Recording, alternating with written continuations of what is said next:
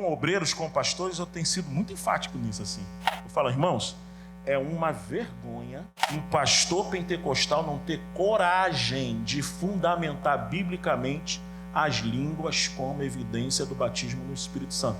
Se você tem problema com isso, se você tem dificuldade com isso de crença, seja honesto, não assuma o pastorado até você resolver isso.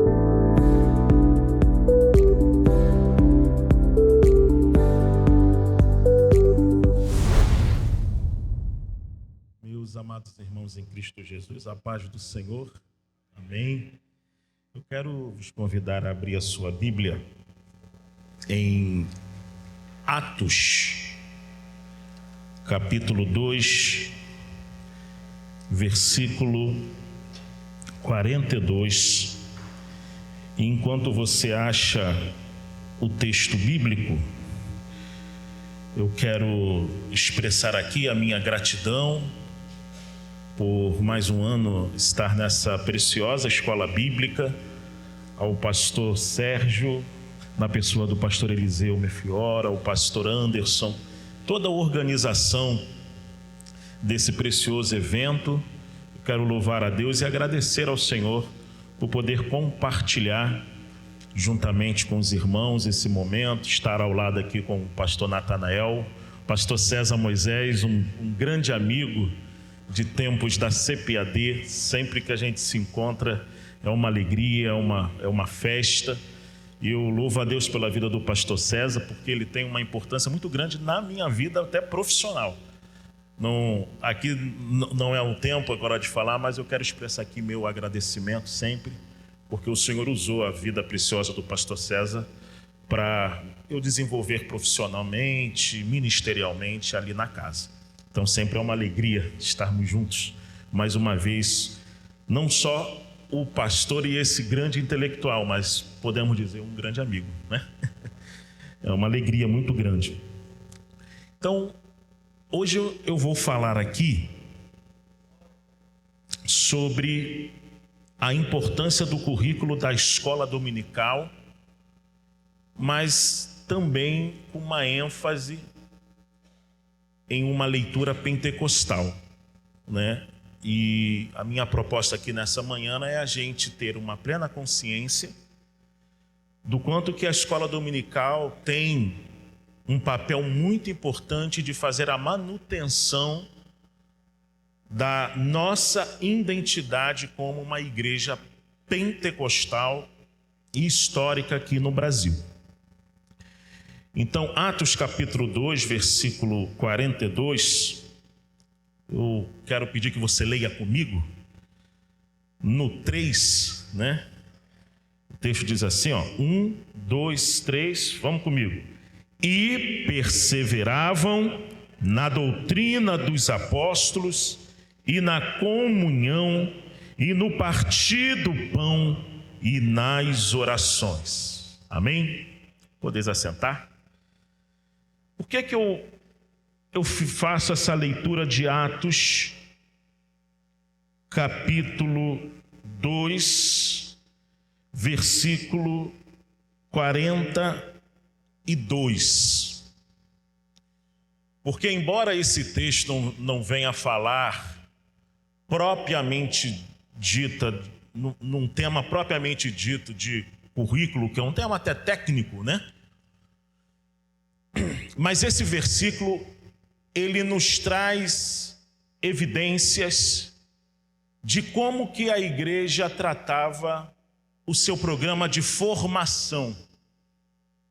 Então, por exemplo, esse versículo 42, nós temos aqui algumas práticas da igreja que são muito claras. Em primeiro lugar, perseverança na doutrina.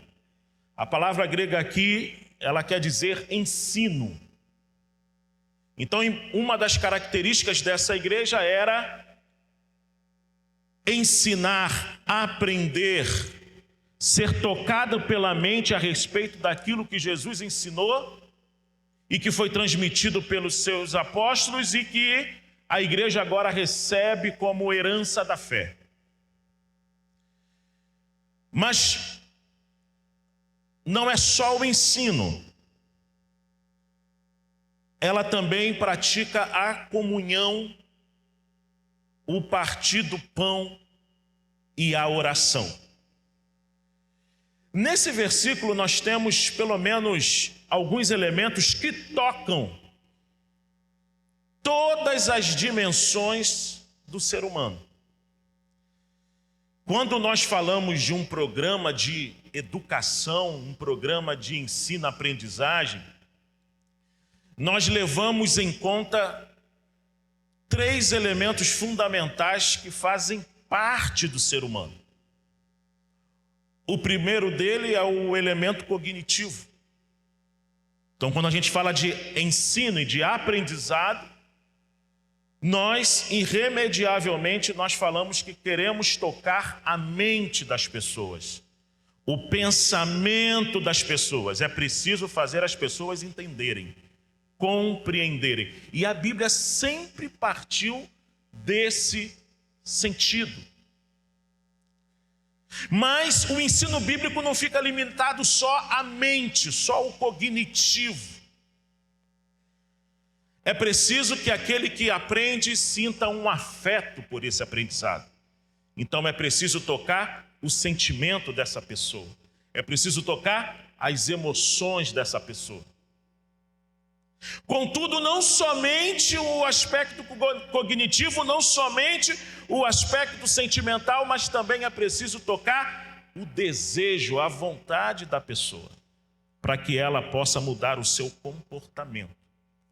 Isso que eu estou falando aqui de uma maneira muito básica, eu trabalhei um pouquinho mais detalhado no livro recente que nós lançamos, que foi um estudo, um livro de apoio de estudo ao livro de Provérbios, que ali a gente trabalha o conceito de coração.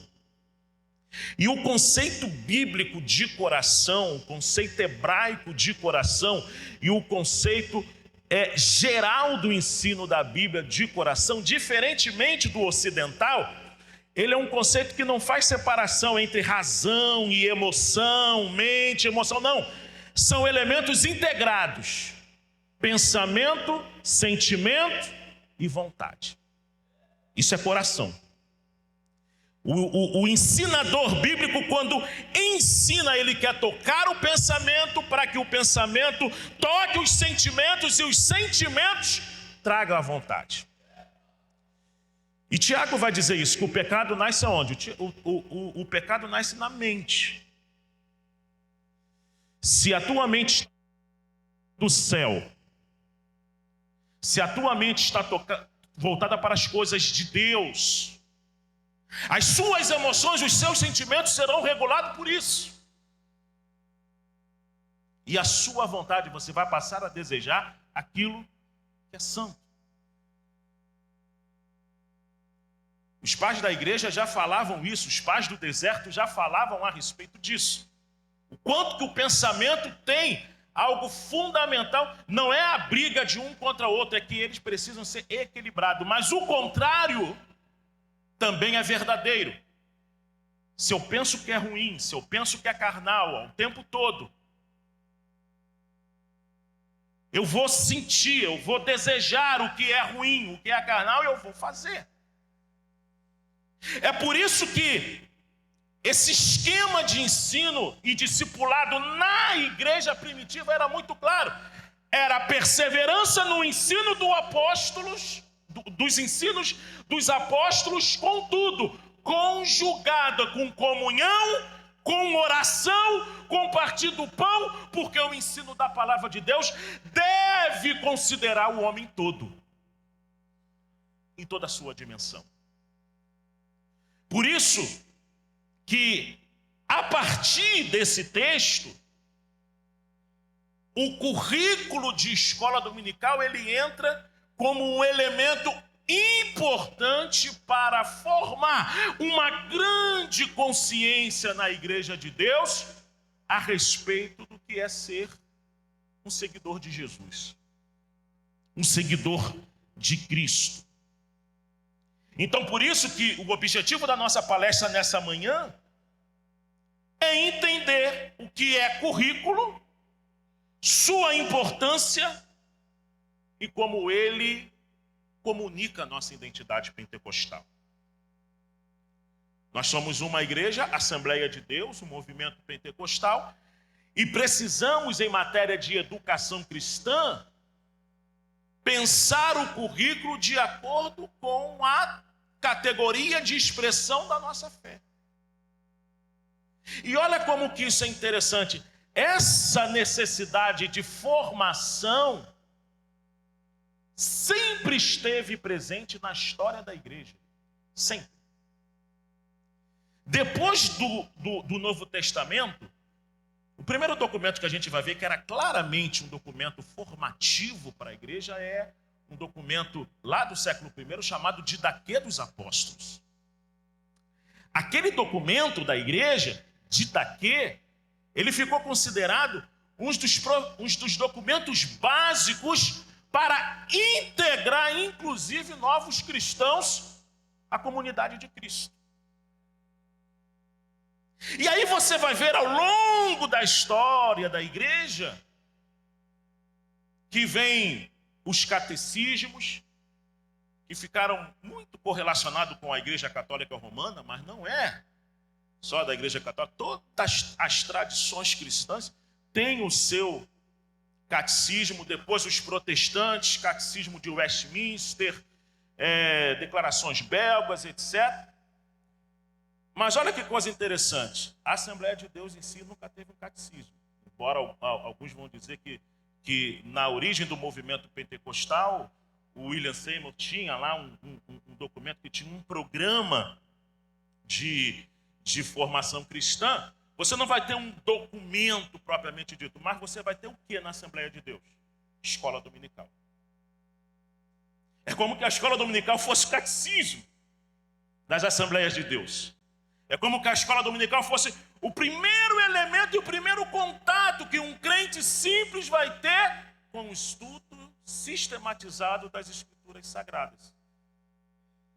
E é a partir daí que é importante você ter um programa, você ter uma certa estrutura organizada para, na consciência do serviço, na consciência do servir, facilitar o acesso dos irmãos para essa rica tradição, que é a tradição pentecostal.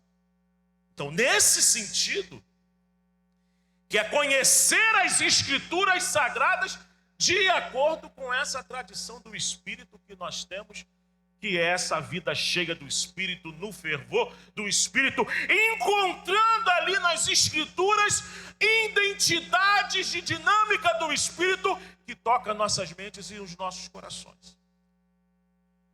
Então, nesse sentido, a escola dominical não é apenas um espaço de ensino, mas uma plataforma de discipulado. Ela discipula.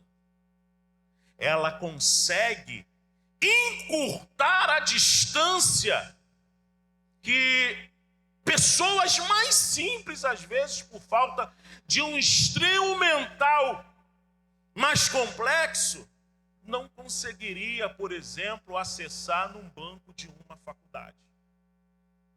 Então a escola dominical tem esse papel. É por isso que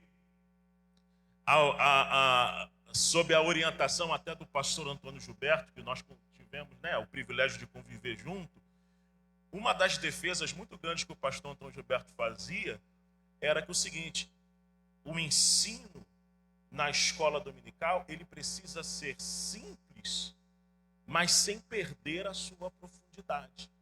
E simples, o que nós queremos falar com simplicidade? Em você adequar a linguagem para o nível de cada pessoa. Era como Jesus fazia, né? Jesus falava coisas profundas. Mas a partir do quê? A partir de uma história que cada um ali se reconhecia nela. E por se reconhecer naquela história, naquele contexto profundo, cada um entendia perfeitamente o que Jesus fazia. Por exemplo, o bom samaritano. Só esse título, o bom samaritano, já era, em primeiro lugar, tem samaritano bom? Olha, nós estamos à distância do tempo. Aí, para esse título, bom samaritano, se comunicar conosco, a gente teria que chegar lá, entender a briga do reino do sul, do reino do norte, etc. e tal. O bom samaritano, os samaritanos fizeram até uma religião até diferente. Aí, você quer entender como que essa mensagem de Jesus foi tão profunda e foi tão forte? Tão forte. Se eu trocasse hoje por meio contemporâneo, eu falasse assim: o bom católico romano. O bom católico romano. Por quê? Porque nós temos questões intransponíveis do ponto de vista doutrinário profundos como o catolicismo romano. Mas Jesus estava mostrando a respeito da lição do amor ao próximo. E se o católico romano for o meu próximo, que precisa de mim? Estão compreendendo? Era isso. Judeu com samaritano, com outra religião, com idolatria, com algo que tinha perdido. Mas por que Jesus estava ensinando dentro de uma maneira muito concreta a necessidade irrevogável de amar o próximo? E foi chocado. Qualquer judeu ali que ouvia de Jesus essa expressão, que o sacerdote passou a parte daquele judeu que estava caído, que o levita passou a parte daquele judeu que estava caído, que qualquer um que ouvindo aquilo. Aí chega Jesus, vem um católico romano e acolhe o evangélico pentecostal. E se nós formos olhar, que lição preciosa, porque nós fomos marcados pelo quê? Pela perseguição dos católicos. Tenho certeza, quantos irmãos aqui têm histórico na família de trabalhos missionários que foram abertos, que foram terrivelmente perseguidos em pequenas cidades por causa de um sacerdote católico em determinada região. Então, olha que coisa, né? Jesus pega um fato concreto, embrulha numa história e diz assim: mas vocês não podem perder a capacidade de amar. Hoje nós estamos chegando quase o mesmo patamar em termos de número, né, de igrejas dos católicos. Então, olha como que nós aproximamos. Você vê, Jesus em nenhum momento está dizendo: o judeu vai ter que aceitar o que os samaritanos ensinam, que os judeus vão ter que concordar com o que os samaritanos, que vão ter que assumir a fé. Não. Os samaritanos vão continuar sendo samaritanos. E Jesus, ali naquele contexto, falou: não, vai continuar Jerusalém lá, como o templo que está ali, mas vai vir uma hora, e a hora chegada é que o Pai vai procurar aqueles que o adorem em espírito e em verdade. E esse tempo chegou. É o tempo que nós estamos hoje, adorando ao Pai em espírito e em verdade.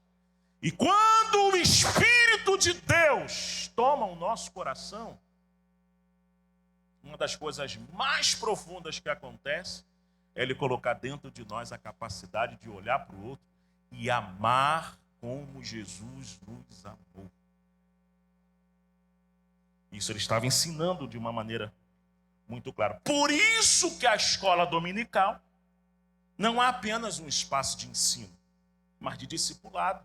Não há nenhum horário da igreja que você tem condição de falar essas coisas de uma maneira reflexiva, sistematizada, pautada, principalmente pela nossa ansiedade que nós temos muitas vezes, né, de estar naquele culto fervoroso. Porque, olha, o etos pentecostal dentro dessa perspectiva do nosso culto fervoroso, para parar e colocar o cognição. É um desafio.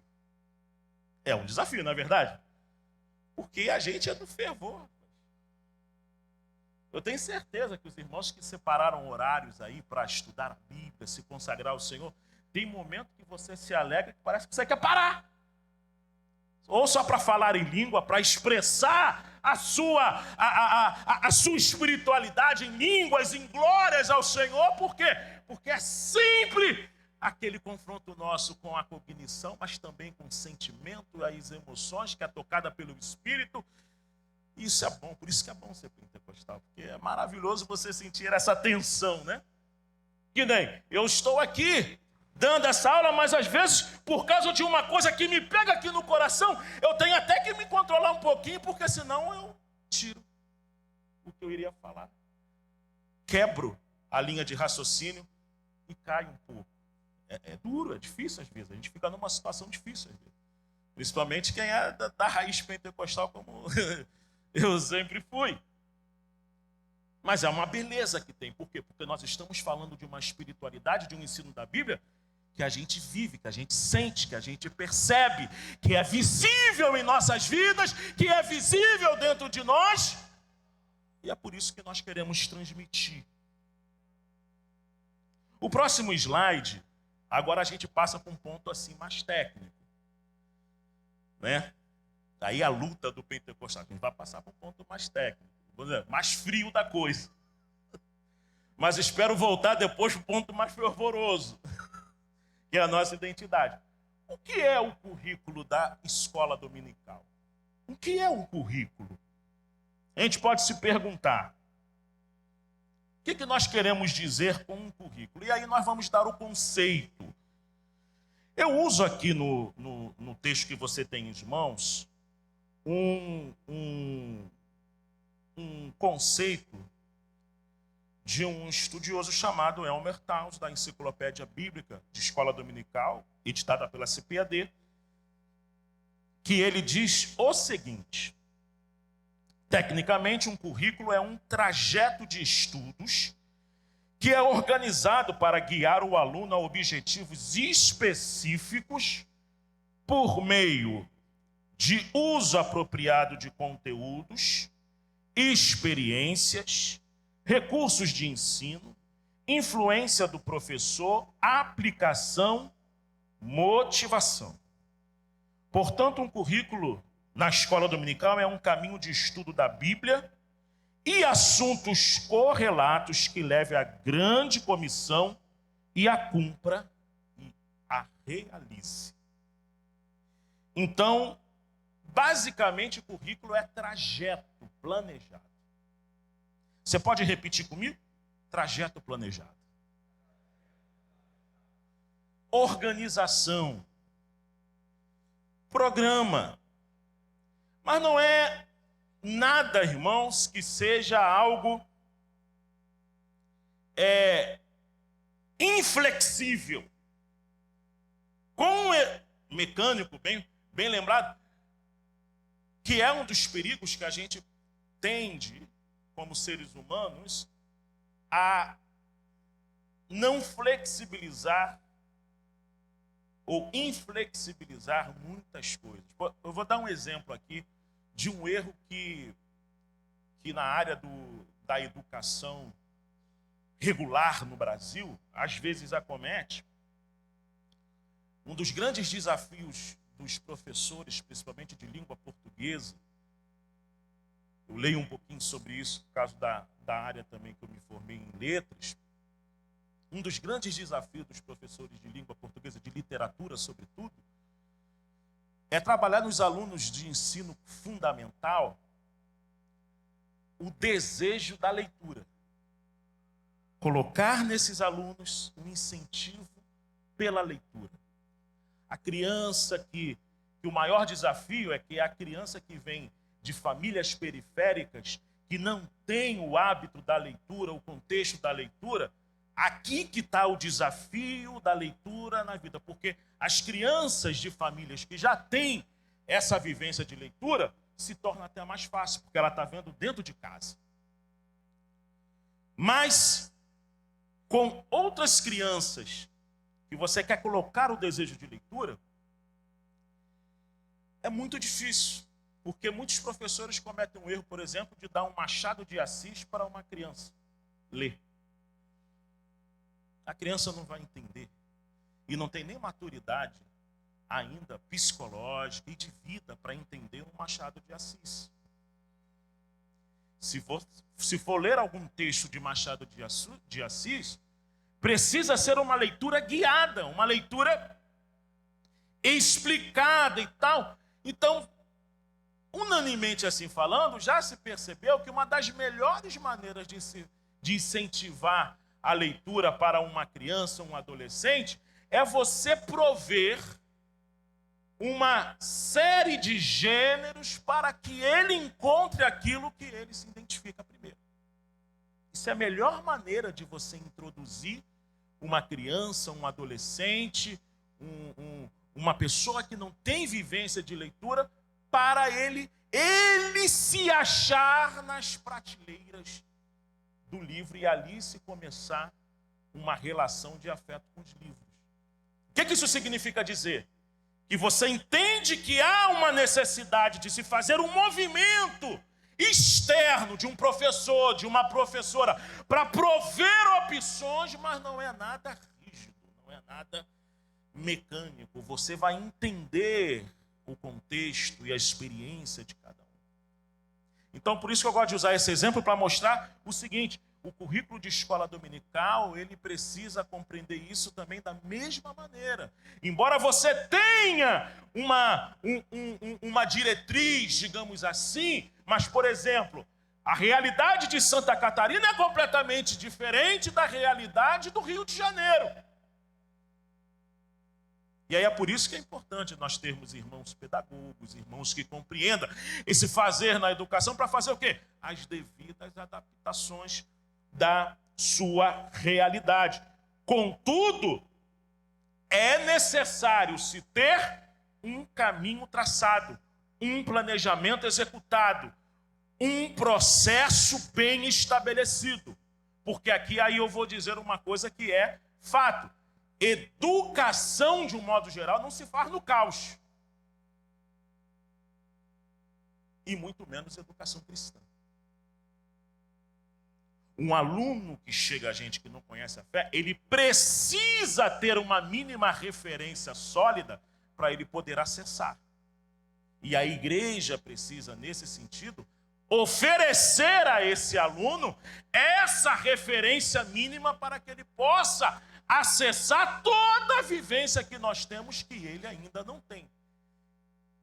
E ele faz isso por onde? Ele faz isso por meio da escola dominical, da vivência da igreja. Há vários aspectos para isso, mas, sobretudo, você ter um programa que facilite esse acesso é fundamental e é necessário. Então, quando nós estamos falando de currículo, nós estamos falando de um programa, de um planejamento de assuntos. E aí, no próximo slide, nós temos aqui o currículo aplicado. Como que o currículo, esse programa, ele é aplicado na escola dominical? Em primeiro lugar, por organização das faixas etárias. Nós temos faixas etárias de alunos, de crianças, com base até científica. Há um nome muito importante que contribuiu muito para esse desenvolvimento psíquico, biológico, genético do ser humano, chamado Piaget, e que a maioria das escolas hoje segue isso, porque não é que tudo acontece de acordo com aquela organização, mas é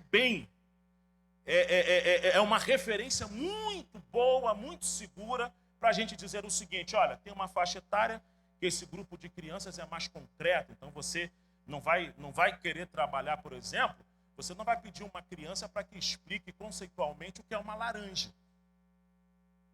Mas se você pega uma laranja e dá para ela vai apalpar, e depois você pega uma maçã e dá para ela vai apalpar, pela sensação, ela vai saber que uma é mais rugosa, que uma é mais lisa, que uma às vezes incomoda ela com acidez, outra não. Por quê? Porque é a capacidade que a criança tem de operar naquela faixa etária. Então, por isso que os nossos materiais nessa faixa etária vai trabalhar o quê? Vai trabalhar os sentidos da criança, vai trabalhar a imagem, o visual. Por quê? Porque claramente é dessa maneira que ela vai compreender o mundo que está em sua volta. Então, isso faz parte de uma organização. Por isso que nós organizamos um currículo em faixa etária. Outro ponto importante também do currículo aplicado é a intencionalidade pedagógica. Por trás de todo o currículo há uma intenção. Sempre há uma intenção. Por isso que antes de se organizar um currículo, nós nos perguntamos: quem nós queremos formar? Quem nós queremos formar? Há escolas que querem formar pessoas como técnicos especializados para o mercado de trabalho. Há escolas que querem formar alunos simplesmente para a formação geral e coloca ênfase em disputar vestibular para passar no vestibular. E os cristãos? Quem que os cristãos querem formar? Nós queremos formar pessoas para passar num vestibular cristão? Tenho certeza que não.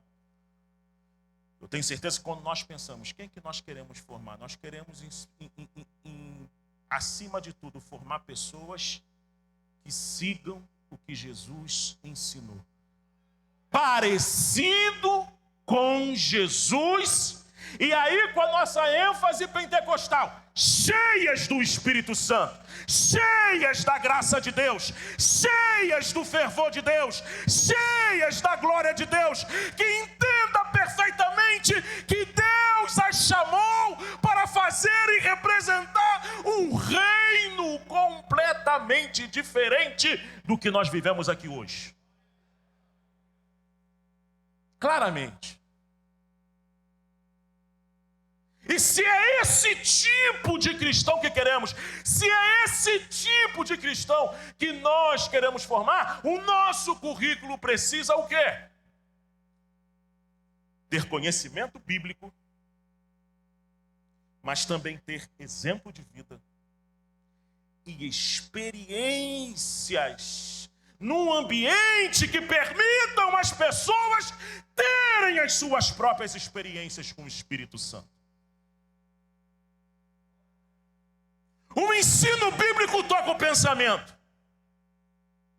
O exemplo de vida de quem está nos ensinando toca os nossos sentimentos, as nossas emoções. E o poder do Espírito Santo toca a nossa vontade. Toca a nossa vontade, muda a nossa vontade, interage em nossa vontade, regenera a nossa natureza. O poder do Espírito Santo faz isso. É por isso que a escola dominical, com um currículo ajustado, ela pretende abordar tudo isso. Por isso que, nesse sentido, o currículo traduz a fé da igreja em um plano de ensino. A sala de escola dominical, ela transfere o ensino bíblico. Mas junto com o ensino bíblico vem o exemplo de vida de quem está ministrando. Junto com o exemplo de vida de quem está ministrando vem a história de fé daquela pessoa. É nesse contato, é nessa transmissão do aluno que ali está, do discipulador, do ensinador que ali está, que o ambiente propõe ali uma experiência que venha do céu. Do céu. Então ali você tem o quê? Você tem cognição, você tem emoção, você tem vontade, você tem tudo ali para fazer algo que é muito difícil, mas que é possível, para tocar o coração do aluno. coração do aluno só é tocado de maneira integral quando todas essas faculdades são tocadas. Ele ensina, ele entende a mensagem, mas ele só não entende. Ele se apaixona pela mensagem. Mas ele só não se apaixona, ele só não ama. Ele deseja aplicar aquela mensagem na sua prática de vida. Então, esses são os elementos que devem tocar a vida de um aluno. O próximo slide mostra que a EBD também é como um espaço de crescimento. Que tipo de crescimento? Crescimento espiritual, mas também crescimento moral, como pessoa. É um lugar que você tem a vivência prática da fé ali estabelecida. Nós estamos falando de vivência. No espaço da escola dominical, nós estamos falando de vivência. E a vivência prática da fé, ela é a base para a gente até fazer alguma narrativa sobre ela. E de fato é assim que acontece. Nós primeiro vivemos a fé para depois explicar a fé. É sempre esse sentido. Nunca é o contrário. A gente nunca explica a fé primeiro para depois vivê-la. Primeiro nós somos tocados. Primeiro nós somos batizados no Espírito Santo para entender o que é essa experiência que atravessamos e poder construir cognitivamente aquilo que faz sentido em nós. Eu tenho certeza que quando você foi batizado no Espírito Santo, pastor César foi batizado, eu fui batizado no Espírito Santo, a gente não tinha noção. No segundo dia de fé, tá vendo? Não tinha noção que Lucas ensinou teologia em Atos, né? Não tinha noção que Lucas, por exemplo, escreveu um livro de Atos para ensinar teologia. Tinha noção disso? Ninguém tinha noção disso. Tinha noção do que era o Espírito Santo da perspectiva da regeneração da pessoa, a primeira obra, que muitos às vezes não faz distinção de primeira e segunda obra, mas a obra do Espírito Santo referindo-se em capacitar a pessoa para um serviço. A gente tem noção disso. Mas vivemos a experiência. Fomos achados pelo Espírito Santo. Fomos tocados em nossa mente, em nossos sentimentos, em nosso coração. E o batismo do Espírito Santo é isso. Você compreende? Eu era batista, irmãos, 4 anos, batista tradicional.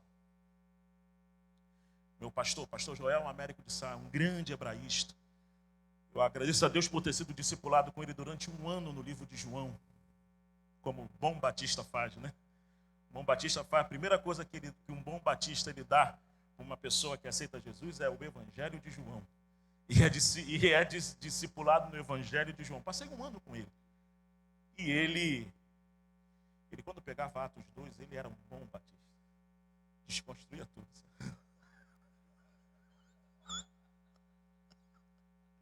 Era um bom batista.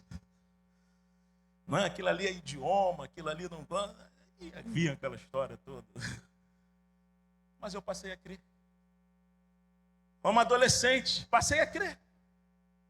Não tinha como discutir com o meu pastor hebraísta. E eu me lembro que eu saí da Igreja Batista por uma carta. Não tive a coragem de enfrentar o meu pastor no gabinete para dizer, eu estou saindo da igreja. Eu era adolescente. Mas eu sabia de uma coisa, eu tinha certeza que aquilo era real.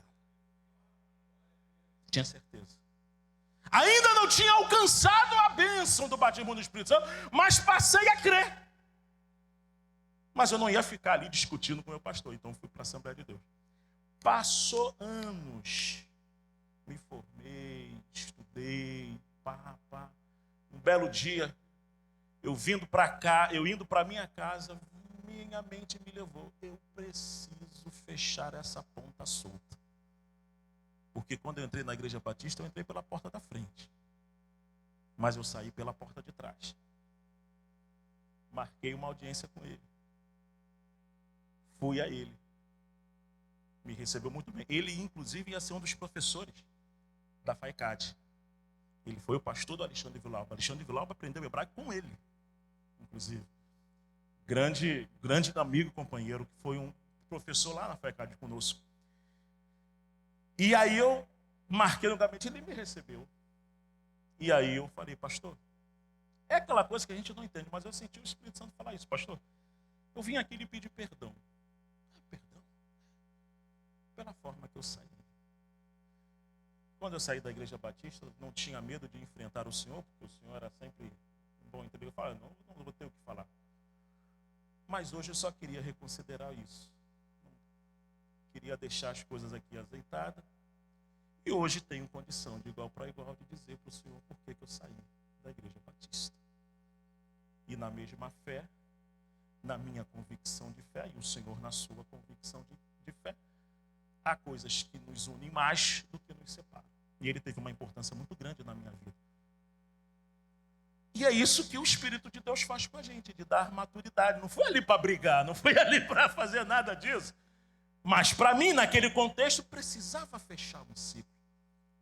Mas eu só me senti preparado depois da experiência. O que eu quero dizer com esse simples relato, que é justamente isso que acontece muitas vezes com a nossa fé. As pessoas têm a sua experiência com Cristo. As pessoas têm a sua experiência com o Espírito. As pessoas têm a sua experiência com Deus, mas há um momento que chega e que precisa compreender isso cognitivamente. É onde entra a escola dominical nisso daí. É os nossos jovens que vão entrar para a universidade, é os nossos jovens que estão no seu trabalho mesmo, ou numa dimensão de sofrimento existencial e que precisa buscar resposta. Não significa que nós vamos encontrar resposta para tudo, mas na nossa tradição cristã, muita gente já pensou sobre isso e a gente tem que ter acesso. A gente precisa ter acesso. Por exemplo, tem um cristão chamado C.S. Lewis que ele escreveu 2 livros muito interessantes. Anatomia de uma Dor. Mas um livro, que ele até diz um pouco o que ele escreveu sobre milagre, que ele fala sobre sofrimento, né? Ele trabalha sobre o sofrimento, o problema do mal, etc. Mas depois que ele perdeu um ente querido, uma ente querida, aquilo se ressignificou para ele. E ele escreveu a Anatomia de um cristão falando sobre o luto. O luto. Eu vivi um luto recente da minha mãe, que eu precisei tratar. Aquilo nos afeta, nos atravessa de uma maneira profunda. Mas eu tenho acesso a pessoas que Deus levantou no campo da escrita, que escreveu coisas excelentes, que às vezes ele pode usar aquela obra para falar e tocar os nossos corações. Eu acredito que a escola dominical precisa e pode prover isso aos nossos irmãos. Aos nossos irmãos.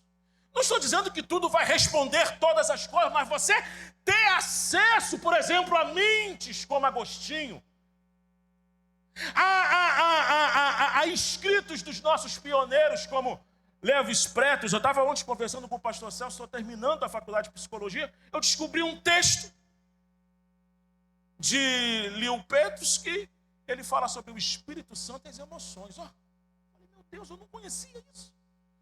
Lá na década de 70. Quer dizer, uma contribuição pentecostal para o gerenciamento das emoções. Você já tinha ouvido falar isso? Nem eu. Nem eu. Ou seja, eu logo pensei, claro, eu estou estudando psicologia, é uma contribuição pentecostal para a psicologia. E vou trabalhar nisso. Eu estou sendo até meio... O pessoal fala que não se faz isso, né? Estou sendo até, sofrendo até coisa. Alguém ouviu aqui, vai pegar e vai partir na minha frente. Mas fica à vontade, não tem problema não. Mas são as contribuições. E a escola dominical tem esse papel de cumprir tudo isso. O próximo slide diz sobre a importância do currículo da EBD. A importância do currículo da EBD. Qual a necessidade de um currículo? Sem currículo só há o quê? Improviso. Improviso. E a pior coisa que tem na educação é você fazer coisas improvisadas. Quais são os benefícios dele? É a continuidade, é a progressão, é a unidade. É como a gente compara com um prédio em construção. Se ele não for construído sobre uma planta, o que acontece? Vai dar ruim. Você pode até construir, mas vai dar ruim. Você precisa ter uma planta feita por um engenheiro, arquiteto, tudo direitinho, para você seguir umas diretrizes. Pode ser que no meio do caminho alguma coisa precisa ser alterada, mas você tem uma diretriz. Sabe por onde começar, como prosseguir, e se no meio do caminho você precisar que precisa ajustar, vai ajustar, mas há uma diretriz. A organização do currículo. O currículo, ele tem segmentos etários. E aí na apostila você vai ver os segmentos etários dela. Eu botei aqui o que a gente segue na CPAD, do berçário ao adultos. Então nós temos idades 0 a 2 anos, 3 a 4 anos, 5 a 6 anos, 7 a 8 anos, 9 a 10 anos, 11 a 12 anos, 13 a 14 anos, 15 a 17, 18 a 25 anos e adultos a partir dos 25.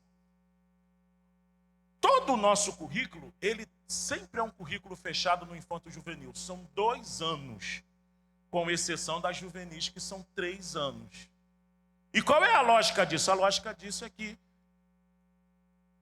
o infanto-juvenil tem um currículo em cada faixa etária de 2 anos de curso. Terminou aqueles 2 anos de curso, o aluno troca de classe e passa para outra classe. Se ele ficar na mesma classe, é claro que ele vai repetir as matérias. Então ele tem que prosseguir com a classe.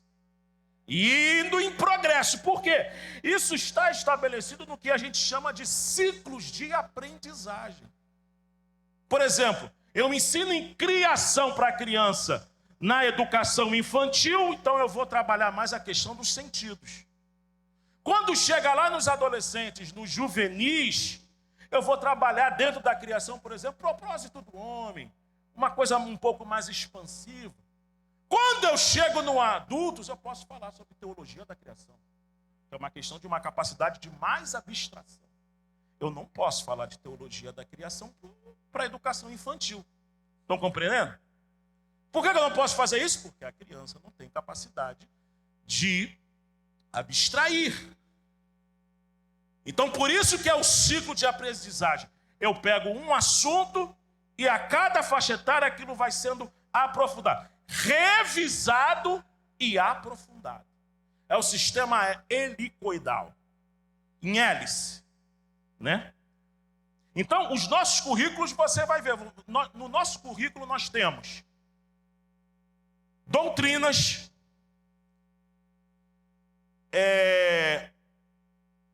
teologia bíblica, doutrinas, teologia bíblica e vida cristã. A gente costuma dizer que é a tríade de um currículo de escola dominical. Bíblia, doutrina e vida cristã ou assuntos contemporâneos. Isso é a tríade. Então tudo vai partir do texto bíblico. Então, assim como na escola dominical, é o aluno quem cumpre o currículo. Então o aluno vai andar e o aluno vai se programar e vai cumprir um programa de estudo ajustado naturalmente à sua realidade. Eu finalizo aqui essa aula falando a respeito também da nossa identidade pentecostal no currículo. O nosso currículo ele precisa formar um seguidor de Jesus. E isso já sempre foi muito falado, geralmente se fala nisso quando nós falamos de currículo. Quem que nós queremos formar? Um seguidor de Jesus.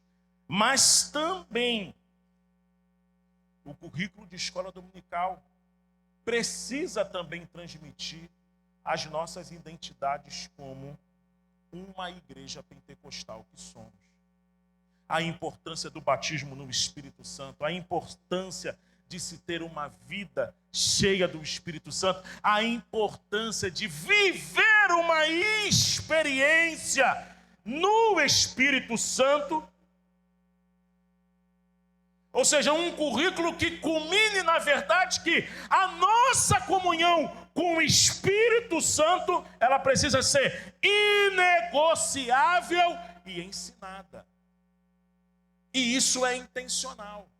E por isso que o espaço de aula na escola dominical precisa ser um espaço de aula em que o aluno veja o Espírito Santo na vida do professor ou da professora.